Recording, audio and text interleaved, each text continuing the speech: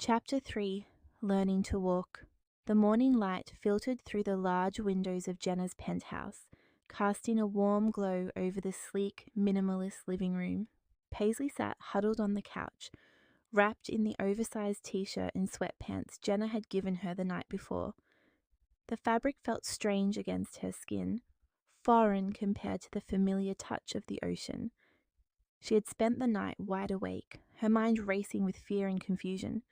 She had no idea what to do or where to go, and the strange sensation of having legs, human legs, was something she couldn't get used to.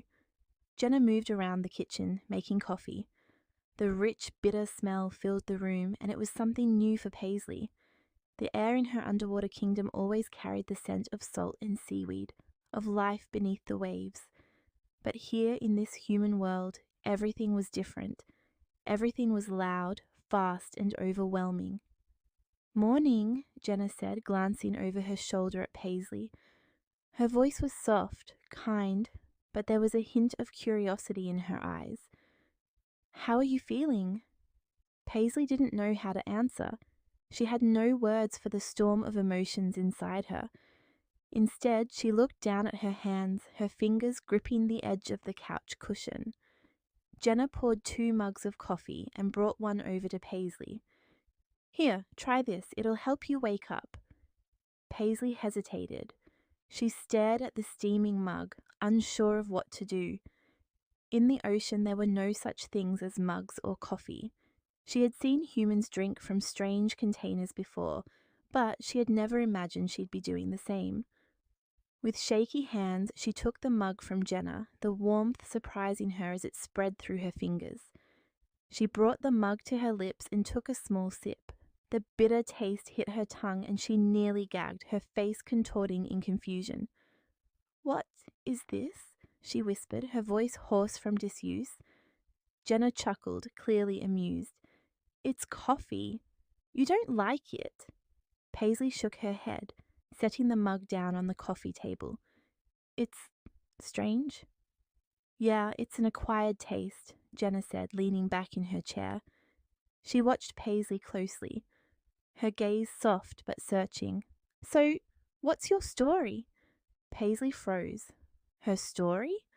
Where would she even begin? She had no idea how to explain who she was or where she came from. The truth was too unbelievable, too outlandish for any human to understand. But Jenna had saved her, had brought her into her home and offered her kindness when she was most vulnerable. Paisley owed her some kind of explanation. "I don't belong here," Paisley said quietly, her voice trembling. She avoided eye contact, her fingers twisting nervously in her lap. Jenna raised an eyebrow. "What do you mean?" Paisley bit her lip, trying to find the right words. I'm not like you. I come from the ocean. She trailed off, unsure if she could even say the word. Jenna leaned forward, her eyes narrowing slightly as she tried to make sense of what Paisley was saying. "You're not like me. What do you mean? Are you—" Jenna's voice dropped slightly, as if the question itself was delicate. "Are you in some kind of trouble?" Paisley's heart raced. She shook her head quickly. No trouble, just lost." Jenna studied her for a long moment, and Paisley could feel the weight of her gaze. It was the same way people back in the ocean would look at her whenever she swam through the kingdom. The princess they all knew, but none truly understood. A girl meant for a future she didn't want. "Okay," Jenna said after a beat, her tone gentle but firm.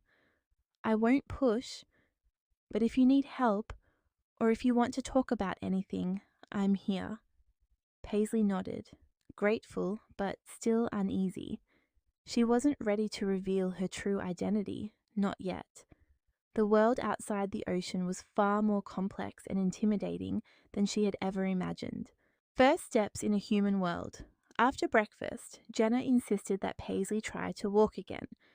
The night before had been a disaster, with Paisley barely managing to take a few wobbly steps before collapsing. The weight of her new legs, the unfamiliar mechanics of balance and movement, it was too much for her to handle. But Jenna was patient. She guided Paisley to the open space in the living room and stood beside her, ready to catch her if she stumbled. "Okay," Jenna said, her voice steady and encouraging. "Just take it slow, one step at a time." Paisley's legs felt like jelly beneath her as she stood up, gripping Jenna's arm for support. Her knees wobbled, her feet awkwardly planted on the hardwood floor. She took a deep breath, focusing on the task at hand. She had to learn how to walk if she was going to survive in this world. She took one step forward, her foot dragging slightly as she moved, then another. Each step was a struggle, each movement unsteady. But Jenna was right there beside her, her presence calming and reassuring. "That's it," Jenna said softly. "You're doing great." Paisley wasn't sure if she believed her, but she kept going, determined to prove to herself that she could do this. She took another step, then another, and slowly but surely, the movement started to feel less alien. Her muscles ached, her legs trembling with the effort, but she was walking. By the time they made it across the room, Paisley was out of breath, her body drenched in sweat. She collapsed onto the couch, her chest heaving with exhaustion. "You did it," Jenna said, smiling at her. "You walked." Paisley wiped the sweat from her forehead, a small smile tugging at her lips. I did." For the first time since she had washed up on the shore, Paisley felt a flicker of hope. Maybe, just maybe, she could survive in this world. Maybe she could figure out a way to navigate the complexities of human life. She didn't know how long it would take, but for now, she had taken the first step, quite literally.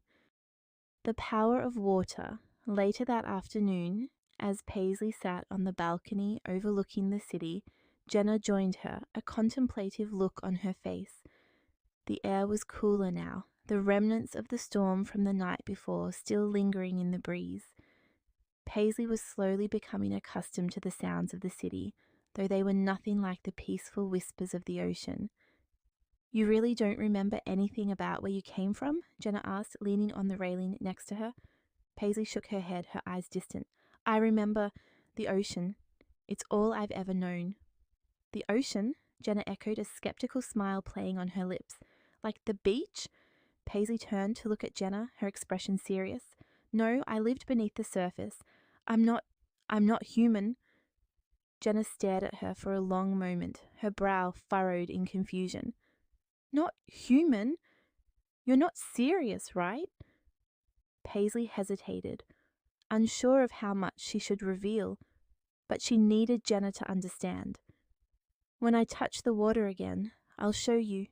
Without waiting for Jenna to protest, Paisley stood up and walked back inside. She found a glass of water on the counter and carefully dipped her fingers into it. Almost instantly, her fingertips began to shimmer with a faint, iridescent glow, and the skin transformed into delicate scales. Jenna's eyes widened, her mouth falling open. "What the—" Paisley quickly pulled her hand away from the water, the scales vanishing as her skin returned to normal. "This is who I am," she said quietly. "I'm a mermaid." Jenna was speechless for a moment, her eyes flicking between Paisley's face and the glass of water. "Okay," she finally said, her voice soft and full of awe. Wow, I don't even know what to say." Paisley lowered her head, her heart heavy. "I don't know how I got here. I don't know why this happened to me, but I can't go back to the ocean. Not like this." Jenna's expression softened, and she reached out, gently placing a hand on Paisley's arm. "We'll figure it out," she said quietly. "I don't know how, but I'll help you. You're not alone in this." Paisley felt a lump form in her throat, her emotions threatening to overwhelm her. She had been so lost, so scared, but in this moment, Jenna's kindness felt like a lifeline. For the first time since she had washed up on the shore, she didn't feel completely alone.